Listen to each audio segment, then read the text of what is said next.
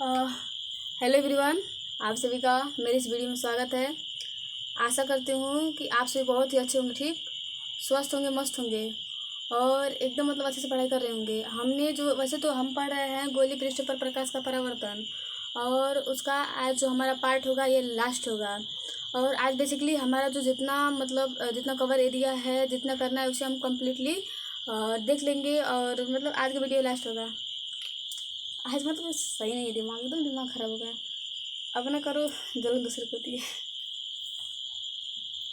ये मानने की बात है, समय आने पर अपना काम नहीं आता, आता दूसरा ही है और जलन अपने को ही होती है। तो वीडियो बनाना, चलिए ठीक है, आज का वीडियो स्टार्ट करते हैं। ठीक, देखते हैं। ठीक, आज हम ना पढ़ेंगे गोली पृष्ठ पर जो प्रकाश का परावर्तन है, इसका जो हमारा पार्ट होगा ये लास्ट पार्ट होगा। और आज हम पूरी जो चैप्टर होगा इसे कंप्लीट कर लेंगे। चैप्टर नहीं, हाँ चैप्टर को ही कंप्लीट कर लेंगे। तो इसमें हम बेसिकली देखेंगे कि जो दर्पण होता है, दर्पण में प्रतिबिंब बनता है, ये कहाँ कहाँ बनता है और कब कब बनता है और कैसे कैसे बनता है। नॉर्मली या जस्ट हम उसे ही देखेंगे। हमारा आप ना देखिएगा कि हमारा जो अवतल दर्पण होता है, अवतल दर्पण में हम जो प्रतिबिंब होता है, प्रतिबिंब के 6 कंडीशंस को देखते हैं। वहीं जो हमारा उत्तल दर्पण होता है, उत्तल दर्पण में हमारे जो प्रतिबिंब होता है, प्रतिबिंब के 2 कंडीशंस को देखते हैं। इसमें जो हमारा 6 कंडीशंस होता है ना, 6 कंडीशंस में आप देखेंगे कि मान लीजिए कि हमारा क्या है, उत्तल दर्पण है। ठीक, अब आप देखेंगे कि ये हमारा जो होता है, ये दर्पण का क्या होता है, दर्पण का क्या होता है, ये ध्रुव होता है। अब बात करते हैं कि जो ये क्या होता है, ये होता है हमारा फोकस, और जो हमारा ये होता है, ये होता है हमारा वक्रता केंद्र। अब इसमें मान लीजिए कि हमारा जो, चूंकि जब हमारा अवतल दर्पण है तो अवतल दर्पण का हमारा जो दशा हुआ भाग होता है या परावर्तक पृष्ठ होता है, और जो हमारा उभरा हुआ भाग होता है इस पर कलई की जाती है। इससे हमें कोई उससे हमें जो होता है कुछ मतलब ही नहीं होता है। तो जस्ट हम नॉर्मली इसे ऐसे हम कर देते हैं। ठीक,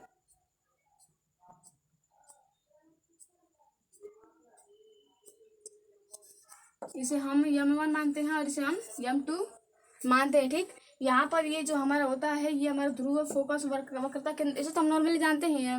अब मान लीजिए कि ये हमने डैश डैश कर दिया और ये हमारा क्या हुआ, इनफाइनाइट। ठीक, तो इसमें बस जस्ट हम केवल 6 कंडीशंस को देखते हैं। पहले तो या तो हम वस्तु को अनंत पे रख सकते हैं।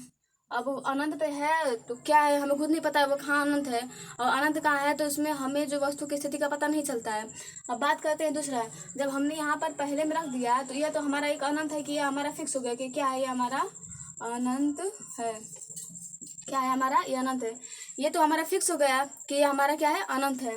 अब अब मान लीजिए वक्रता केंद्र है। ठीक, क्या है, वक्रता केंद्र है। तो हम अगर मान लीजिए कि यहाँ भी रखें, यहाँ भी रखें, यहाँ भी रखें, यहाँ भी रखें, यहाँ भी रखें, यहाँ भी रखें, हम यहाँ तक रखें, हम कहीं भी रखेंगे तो हमारा बस एक ही शब्द निकलेगा कि जो हमारी वस्तु है, यह हमारी जो वस्तु है अनंत है, और जो है वक्रता केंद्र है।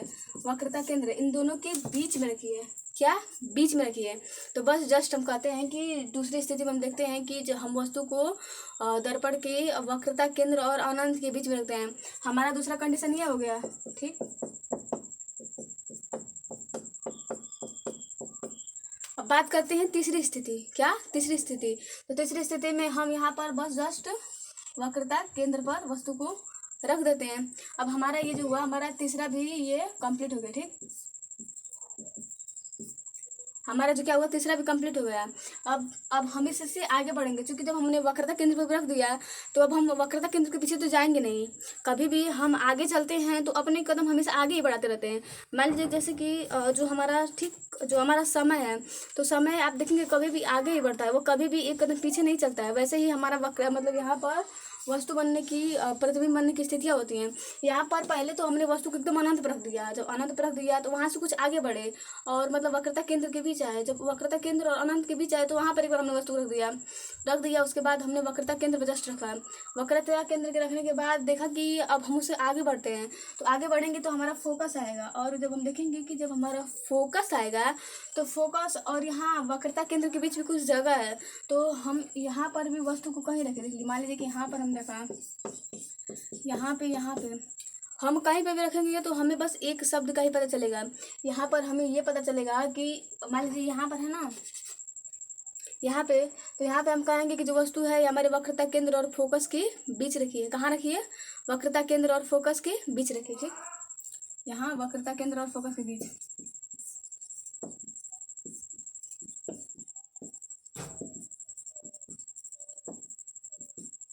वक्रता केंद्र और फोकस के बीच। अब तीसरी स्थिति कहाँ होगी, हमारी होगी फोकस पर। तीसरी नहीं, पांचवी कहाँ पे, फोकस पे। आज जब हम फोकस से आगे बढ़ेंगे तो कहाँ जाएगा, ये ध्रुव तक जाएगा। और ध्रुव पर वस्तु को हम वैसे ही नहीं रखेंगे, क्योंकि ये जो ध्रुव है ये इसका परावर्तक पृष्ठ है, इसका मध्य बिंदु है। और कभी भी हम मतलब दर्पण पे वस्तु को नहीं रखें, दर्पण पे वस्तु को रखेंगे तो उसका प्रतिबिंब कहाँ बनेगा, कहीं नहीं बनेगा। ठीक, तो यहाँ पर हम इसके बाद बीच में रख देते हैं। हाँ, ये हुआ ना फोकस और ध्रुव के बीच। तो हमने देख लिया कि हमारे 6 कंडीशन थे। इसमें जो हमारा लास्ट वाला है, यह मैंने कल भी उस दिन बताया था कि ये बहुत ही महत्वपूर्ण है। यहीं पर जो हमारा वस्तु का प्रतिबिंब बनता है ये आभासी बनता है और सबसे महत्वपूर्ण होता है। तो जस्ट हमने हमारा जो 6 क्राइटेरिया था उसे देख लिया। अब इसे हम बस जस्ट नॉर्मली पढ़ेंगे कि कब क्या होता है। इसमें आपको याद करने का शॉर्ट तरीका बताऊँ, इसमें आप ना जस्ट 3 याद कीजिए। 3 को पहले तो हमने अनंत पर रख दिया। वैसे मेन रूप से हमें यहाँ पर 3 बिंदु देंगे। वैसे तो मतलब हम किसी कभी भी वस्तु को ध्रुव पर नहीं रखेंगे। जब ध्रुव पर नहीं रखेंगे तो हमें बस जस्ट 3 कहीं से मतलब वैसे नॉर्मल दिखाई दे रहे हैं। या तो पहले तो हम वस्तु को वक्रता मतलब अनंत पर रखेंगे, वक्रता केंद्र पर रखेंगे और फोकस पर रखेंगे। 3 को हमारा हो गया। अब बात करते हैं 3 को बीच में रख देते हैं। एक अनंत और वक्रता केंद्र के बीच में, एक फोकस और ध्रुव के बीच में, मतलब फोकस और ध्रुव के बीच में, दूसरा का वक्रता केंद्र और फोकस के बीच में। देखिए पहले तो हमने 3 वस्तु को एक यहाँ पर रख दिया, एक ये हमारा 2 हुआ और ये हमारा 3 हुआ। 3 को कंप्लीट हुआ। अब ये 4 यहाँ पर रख लीजिए, 1 2 3 कंप्लीट हमारा 6। तो हमारा जो 6 मतलब जो हमारा 6 बिंदु है, 6 बिंदु कंप्लीट हो गया। अब जस्ट इसके बाद हम देखेंगे कि इनमें मतलब कैसे कहाँ पर प्रतिबिंब बनता है। तो यहाँ पर मतलब ये पढ़ाने का मुख्य उद्देश्य यह था कि आप कभी भी वस्तु का जो प्रतिबिंब है उत्तल दर्पण में 6 कंडीशन नहीं बना सकते हैं। 6 कंडीशन के अलावा आप नहीं बना सकते हैं। और क्यों बनाना है, कैसे बनाना है और कैसे बनता है ये हमने देख लिया। अब जस्ट हम देखेंगे कि जो वस्तु का प्रतिबिंब है आखिर बनता ये कैसा है। ठीक,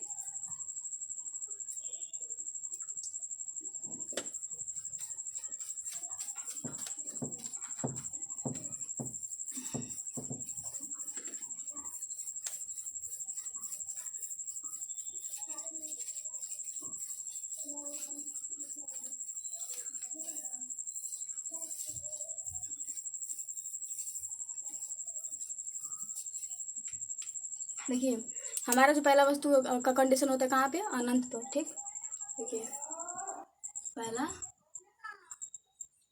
अनंत पर,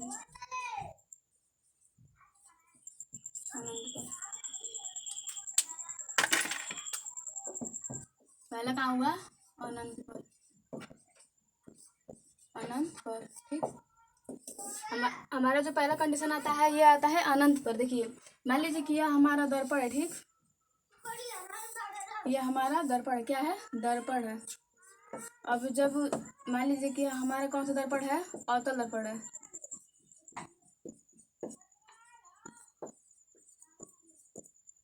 कौन सा दर्पण है, अवतल दर्पण है।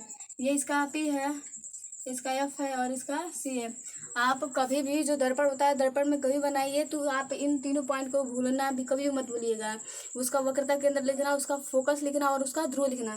अब यहाँ पर हमने 3 हो गया। हमें वस्तु को रखना कहाँ है, अनंत पर। रखना कहाँ है, अनंत पर। तो मान लीजिए कि यहाँ हम डैश डैश गए और यह हमारा अनंत मिल गया। वैसे मिला तो नहीं, मतलब मान लिए। ठीक, अब मान लीजिए कि यहाँ पर वस्तु है। अब वस्तु कहाँ है हमें खुद नहीं पता है, तो हम वस्तु को नहीं मानते कि हमारी वस्तु यहीं पर है। बस हम जस्ट मान लेते हैं कि वहाँ से कोई प्रकाश की किरण आ रही है। क्या आ रही है, तो यहाँ पर हमें 2 प्रकाश की किरणें प्राप्त होगी। पहले तो हमारा फोकस जाएगा और दूसरा जो हमारा जाएगा वक्रता केंद्र से जाएगा। वैसे आपको बता तो पहले ही, मैं बाद में बताऊँगी ना, पहले आप देख लीजिए। ठीक, यहाँ पर हमें मतलब यहाँ से हमें 2 किरणों को गुजारना है। पहला तो हमारा फोकस जाएगा और जो दूसरी होगी प्रकाश किरण ये हमारे वक्रता केंद्र से जाएगी। ठीक, देखिए ऐसे मान लीजिए कि यहाँ से गए। ठीक, यहाँ से मान लीजिए कि आ रही है अनंत से। ठीक, और जो हमारी दूसरी किरण है ये ऐसे आ रही है, यहाँ से कहाँ जा रही है, वक्रता केंद्र से यहाँ से आई। अब ये यहाँ से टकरा गई और ये भी, तो मतलब यहाँ पर इसने ऐसे ही काट दिया, क्या उसकी ज़रूरत है। देखिए ये तो जस्ट यहाँ पर इसने काट दिया। यहाँ पर मान लीजिए कि किरण आई, ये यहाँ से लौट गई, इसका परावर्तन हो गया, और ये भी आई तो इसका भी यहाँ से परावर्तन हो गया। तो यहाँ पर देखिए इसने यहाँ पर काट दिया, यहीं पर जो हमारा हुआ ये वस्तु का प्रतिबिंब बन गया। मान लीजिए कि जो कोई वस्तु थी उसका जो जो मतलब ओरिजिन था या जो ऑब्जेक्ट था, ऑब्जेक्ट की जो लंबाई थी वह ये और बी थी, इसलिए जो हमारा यहाँ पर जो प्रतिबिंब बना है, क्या प्रतिबिंब, इमेज, इसका हम मान लेते हैं कि इसका जो नाम है ए डैश है और बी डैश है, तो इसका हमारा प्रतिबिंब बन गया। अब इसमें हम अपने 4 कंडीशंस लिखेंगे। क्या क्या हम पहले बताया था कि जो चारों शब्द क्या क्या होते हैं, प्रकृति हुई, वास्तविक मतलब जो प्रकृति हुई, क्या होता है, विन्यास हुआ, प्रकृति हुई, विन्यास हुई, फिर इधर देखिए इसका जो हम 4 कंडीशन, पहला में हमारा जो होगा प्रकृति, दूसरा में आप प्रकृति देखेंगे क्या देखेंगे कि वस्तु जो है एकदम मतलब हमें एकदम मतलब सीधे दिखाई दे रही है, एकदम मतलब इसमें ना मतलब एकदम वास्तव में बनी है, इसमें हमें आभासी तौर कोई प्रतीत नहीं हो रहा है, ये रियल प्रतिबिंब बना है, इसलिए जो इसका प्रकृति होगा ये क्या होगा, वास्तविक, क्या वास्तविक।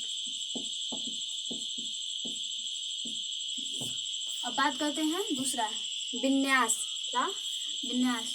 तो आप जानते हैं कि जो हमारा विन्यास होता है, विन्यास में हमें केवल 2 कंडीशन देखने को मिलते हैं। पहला तो वस्तु सीधी हो सकती है या उल्टी हो सकती है। तो आप यहाँ पर देखेंगे जो वस्तु है, वस्तु इधर न बन करके नीचे बना है, इसलिए जो इसका विन्यास होगा क्या होगा, उल्टा। क्या होगा, विन्यास क्या होगा, उल्टा। इधर ना मतलब कुछ सोच लो ना तो दिमाग लगता है काम नहीं करता है। चलिए कोई बात नहीं, पढ़ते हैं। मतलब जलन की भावना भी कितनी अजीब होती है। देखिए मतलब ये मानने की बात है, काम लगता है तो अपने आते नहीं हैं कभी भी सपोर्ट करने, और बोलो शिकायत होती है के लिए ना सबके बाप बन जाते हैं।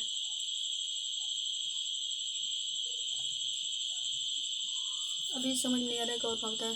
देखिए ये हो गया हमारा जो तीसरा हुआ, क्या होता है, स्थिति। देखते हैं स्थिति। आप स्थिति कहाँ देख रहे हैं, स्थिति आप देख रहे हैं कि जो हमारा प्रतिबिंब है ये कहाँ बना है, फोकस पर।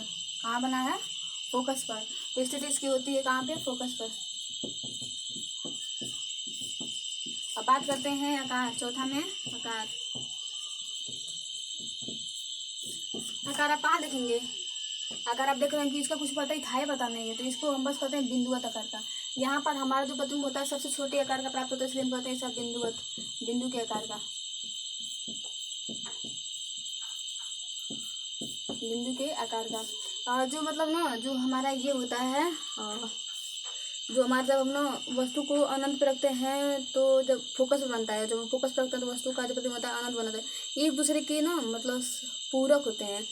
जब हम जैसा कंडीशन, जैसा मतलब वस्तु अगर हम अनंत पे रखते हैं तो फोकस बनता है, और जब हम फोकस पे रखते हैं तो अनंत बनता है।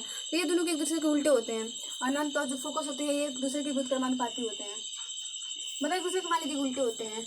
जो कंडीशन हम इसे मतलब पढ़ते हैं और जैसे पलट देते हैं तो हमारा जो होता है ये फोकस के ऊपर पढ़ लेते हैं। तो मैंने हमारा पहला बता दिया। अब मैं जस्ट आपको प्रतिबिंब बनाना दिखाऊंगी, मतलब ऐसे बनता है, और जो जितना लिखना होता है ना आप लिख कर लिखिएगा अपने मन से। आप पहले इसे देख लीजिए मैंने कैसे लिखा है, ठीक। अगर आप इसे देख ले रहे हैं और मैं मतलब बस जस्ट नॉर्मली 5 को पढ़ा दे रही हूँ, और ये आप लोग का मतलब मान लीजिए होमवर्क ही है। होमवर्क में आपको मतलब कंडीशंस लिखने हैं, उसकी आकार, विन्यास, प्रतिबिंब, स्थिति, ये सभी लिख कर दिखाना है। दिखाना नहीं है मतलब कमेंट बॉक्स में जरूर कीजिएगा, ठीक। अब मैं बस ना अब बताऊँगी कहाँ कहाँ प्रतिबिंब बनता है, ठीक। देखिए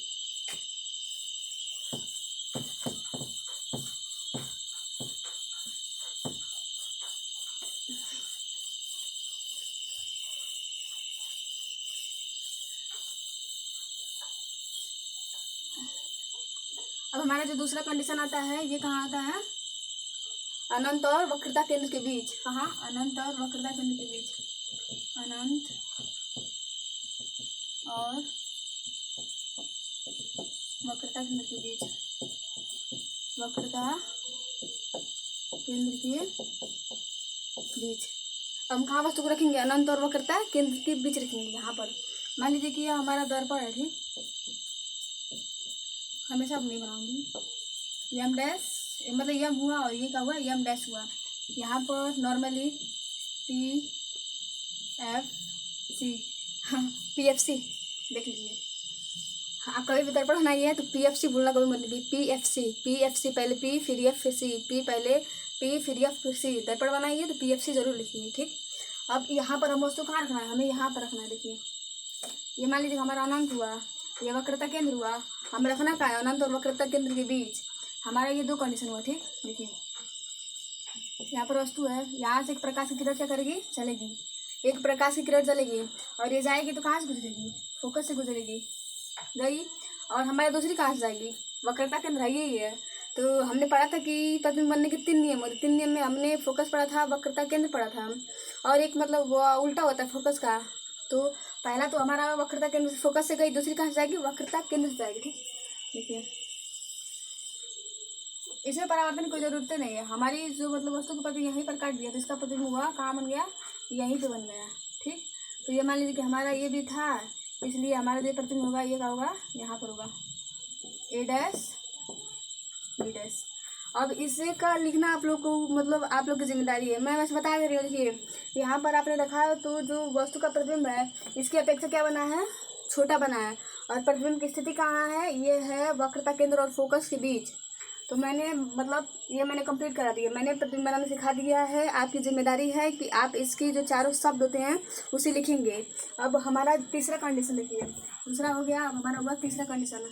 अब हमारा दूसरा कंप्लीट हुआ, कहाँ हम रखेंगे, वक्रता केंद्र पर। देखिए यहाँ पर हम रखेंगे, यहाँ पर तो हमने रख दिया, अब हम कहाँ रखेंगे, यहाँ पर वक्रता केंद्र पर, ठीक। वक्रता, और मतलब आपको समझ नहीं आया तो भागिए मत कि हमें नहीं आ रहा है। मैंने एक वीडियो बनाया है उसमें आप देखिए और अपने मन से लिखने का प्रयास कीजिए। अगर आप अपने मन से लिखते हैं तो निश्चित है कि आपको जीवन भर याद रहेगा। ऐसे ना मतलब अगर मैं आपको रटवा दूँ तो आप रट नहीं पाएंगे, आप तुरंत भूल जाएंगे, और अपने मन से बना बना कर लिखेंगे तो कभी नहीं भूलेंगे। इसलिए मैंने छोड़ा है और ये आपकी जिम्मेदारी है, आपको करना है। अब बात करते हैं कि वक्रता केंद्र पर, ठीक। मान लीजिए कि दर्पण है, ठीक। ये हमारा जो का हुआ पी हुआ, ये हमारा एफ हुआ और ये हमारा सी हुआ। अब बात करते हैं कि वक्रता केंद्र पर। देखिए यहाँ पर पी एफ सी हमारा हो गया। अब ये मान लीजिए वस्तु कहाँ है, वक्रता केंद्र पर है। तो आप देखिए कि जो हमारा पहला तो प्रतिबिंब बनने का नियम इसमें लागू होगा, क्योंकि हमारा फोकस खाली है, यहाँ पर फोकस खाली है तो फोकस से प्रकाश की किरण जाएगी ही जाएगी। और वक्रता केंद्र पर खुद मतलब जो वक्रता केंद्र पर खुद वस्तु है, तो वक्रता केंद्र से तो कोई किरण जाने वाली नहीं है। इसलिए बस जस्ट जो हमारा जाएगा यहाँ से इसका परावर्तन होगा तो ये कहाँ से जाएगा, फोकस से, ठीक। कहाँ से जाएगा, फोकस से। पहला कंडीशन हमारा इसमें लागू होगा कि वस्तु जो होगी यह वक्रता फोकस से जाएगी। दूसरा कंडीशन लागू नहीं होगा क्योंकि हमारी जो वस्तु है वो खुद वक्रता केंद्र पर है, तो कहाँ से वहाँ से कोई प्रकाश की किरण जाएगी, जस्ट। अब जो हमारा दूसरा होगा, दूसरा भी वही से जाएगा, ठीक। मान लीजिए ना मेरे को, हाँ इधर समझ नहीं आ रहा फालतू। इधर तो मान लीजिए कि एक वक्रता केंद्र से गई, यहाँ से फोकस से गई, अब दूसरी भी कहाँ से जाएगी, फोकस से ही जाएगी। तो देखिए यहाँ पर फोकस से गई, ये तो इसका परावर्तन हो गया है, अब इसका परावर्तन होगा। बढ़ाना दीजिए, मुझे पढ़ाना भी तो है। मान लीजिए ना ऐसे ऐसे करके इसका परावर्तन हो गया, और बना कहाँ इसका वस्तु का प्रतिबिंब, यहाँ पे बना वक्रता केंद्र पर, ठीक। इसमें ना एक मतलब ना ऐसे मतलब ना मैं जब ना प्रकार से बनाया करती थी ना तो प्रकार से मेरा सही नहीं आता था, तो मैं आयताकार बना कर, आप ना इसमें अगर आयत बनाते हैं ना तो आपका एकदम मतलब सटीक प्रतिबिंब बनेगा, ठीक।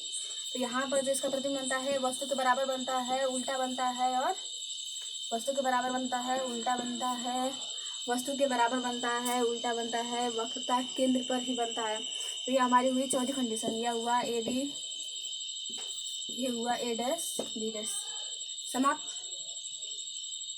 अब बात करते हैं, लिखना भूलिएगा मत, मैं बार बार कर रही हूँ। अब बात करते हैं चौथा कंडीशन। चौथा कंडीशन में हम क्या देखते हैं, अब हम वस्तु को कहाँ रखेंगे, वस्तु को हम रखेंगे सी और एफ के बीच, वक्रता केंद्र और फोकस के बीच। यहाँ बढ़ा दूँ, हाँ देखिए ये हमारा कौन था, तीसरा, दूसरा, और यहाँ पर पढ़ेंगे हम चौथा। मान लीजिए कि दर्पण है,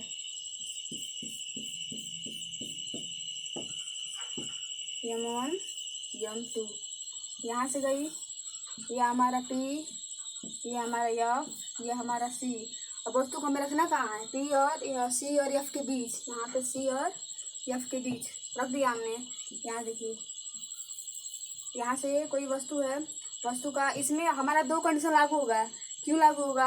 आप देखिए कि हमारा जो सी है ये खाली है, इस पर कोई ऑब्जेक्ट नहीं रखा हुआ है, सी खाली है, इसलिए हमारा जो प्रतिबिंब बनने का नियम होता है सी भी लगेगा और यफ भी लगेगा। ठीक, देखिए यहाँ से हमारा पहला जो वस्तु किरण होगी यह कहाँ जाएगी? यफ से गुजर गई, और हमारी जो दूसरी कहाँ से जाएगी? जाएगी कहाँ से? सी से। हाँ सी है ना। अब यहाँ से जाएगी तो ज़्यादा बड़ा होगा ना, ऐसे कर दीजिए, ऐसे ऐसे, गलती हो रहा था कुछ।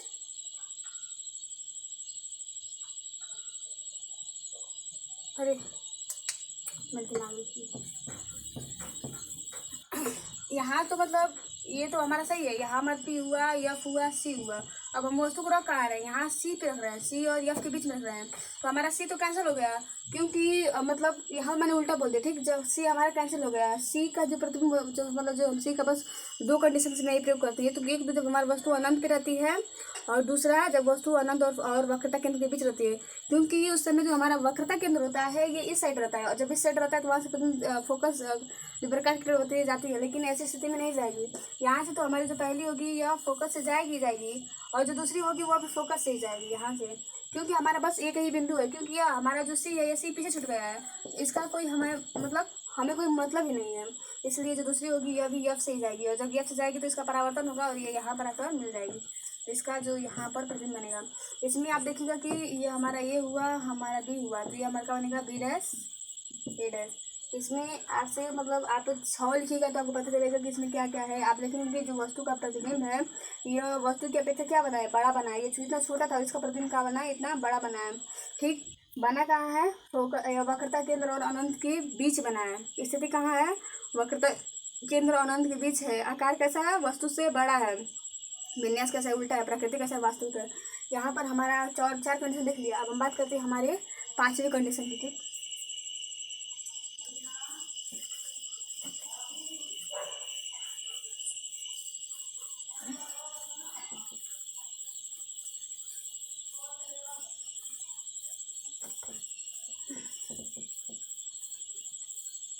हमारा क्या होता है? 5वां कंडीशन। 5वां कंडीशन वही होती है फोकस पर वस्तु, उसका उल्टा होता है। अनंत का मैंने बोला था ना कि जो फोकस होता है और अनंत दूसरे के उल्टे होते हैं। तो मान लीजिए कि यहाँ पर हमारा क्या है? दर्पण है, ये दर्पण हुआ, ये यम हुआ, मान लीजिए यह हुआ हमारा यम डैश, यहाँ पे पी एफ सी। वस्तु कहाँ है हमारी? फोकस पर। कहाँ है हमारी? फोकस पर। हो गया, जब फोकस पे है यहाँ जाएगी। ठीक, अब देखिए कि इसमें ना मतलब जो वस्तु है हमारी खुद फोकस पे है, तो मतलब यहाँ पर जो फोकस पे खुद है, तो फोकस से तो मतलब जो फोकस पे है तो फोकस से तो ये एक मतलब इसमें हमारा जो कंडीशन हमेशा लगता है कि वस्तु जो की किरण होती है वो फोकस से हमेशा जाती है, तो इसमें एक कंडीशन लगेगा और दूसरा हमारा कुछ है ही नहीं, तो बस जस्ट हम दूसरे को वैसे ही गुजार देंगे और दूसरे को यहाँ से वक्रता केंद्र से गुजारते हैं। ठीक, देखिए हमारा जो पहला कहाँ से जाएगा? फोकस जाएगी, यहाँ से ऐसे, यहाँ से हमारी एक फोकस से गई और जो दूसरी होगी वक्रता केंद्र से जाएगी यहाँ से। ठीक, तो आप देखेंगे कि जो इनका ये दोनों किरण है एक दूसरे के समानांतर है, ये कभी भी मिलने वाली नहीं है। एक यहाँ से गई, ये यहाँ से इसका परावर्तन हुआ, ये भी मान लीजिए कि यहाँ से गई और इसका खुद अपने मार्ग में वापस हो गया। ये हमारा क्या था? ये था और ये हमारा बी था, और प्रतिबिंब बन कहाँ रहा है हमें खुद नहीं पता है, इसलिए यहाँ पर हमें कुछ नहीं प्राप्त है। ये वक्रता ज़्यादा बिगड़ गया नहीं, चलिए बना लीजिएगा। ठीक, हमारा हो गया। इसमें आप लिखिएगा ना, मतलब आप देखेंगे कि इसमें जो हमारा वस्तु का प्रतिबिंब स्थिति कहाँ है हमें खुद नहीं पता है, तो अनंत पर है। आकार कैसा है? तो वस्तु की अपेक्षा बहुत बड़ा है, जिसका मतलब बहुत बड़ा है, हमें खुद नहीं कहते कितना बड़ा बना है। और स्थिति कहाँ है? तो अनंत पर है, बना गया। और मतलब जो इसका विन्यास कैसा है? तो उल्टे है। उल्टा से देख कुछ ज्ञात ही नहीं है कहाँ मिल रहा है, तो इसमें मतलब ज्ञात नहीं है लगभग। और बात करते हैं कि जो इसका क्या कहते हैं विन्यास, वास्तविक उल्टा हुआ, फिर अरे नहीं होता वास्तविक उल्टा, क्या होता है इसका? प्रकृति क्या होगी? वास्तविक होगी। हमारा जो मेन पॉइंट है ये है हमारा 6वां कंडीशन, जब वस्तु पी और एफ के बीच हो, पी और एफ के बीच।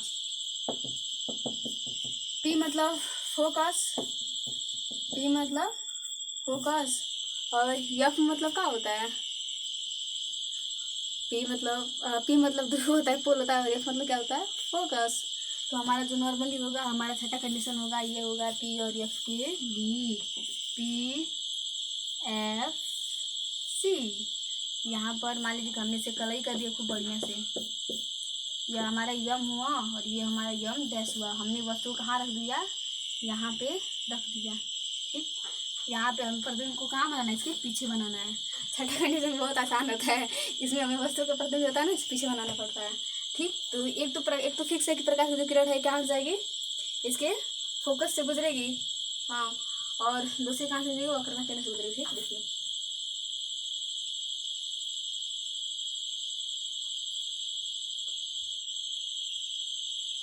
हो गया।